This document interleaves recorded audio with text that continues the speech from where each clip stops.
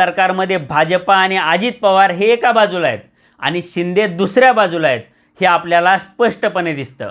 यासोबतच शिंदेंची आणि त्यांच्या मंत्र्याची कोंडी करण्याची एकही संधी भाजपा आणि अजित पवार हे सोडताना दिसत नाही आहेत आणि यात सरकारी निधीचा शस्त्र म्हणून वापर केला जातोय। या कोंडीला एकनाथ शिंदेसुद्धा तितक्याच आक्रमकपणे उत्तर देत आहेत, मग ते अचानकपणे काश्मीरला जाणं असो किंवा संजय शिरसाटांनी जाहीरपणे व्यक्त केलेली नाराजी असो।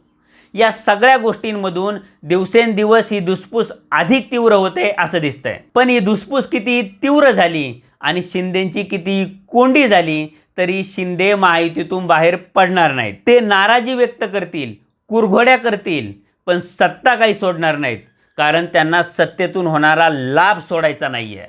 त्यासोबतच जर सत्तेतून बाहेर पडले तर त्यांच्या आणि त्यांच्या मंत्र्याच्या भोवतीचा चौकशांचा फास हा आवळला जाईल आणि त्यांना श्वास घ्यायला सुद्धा जागा मिळणार नाही।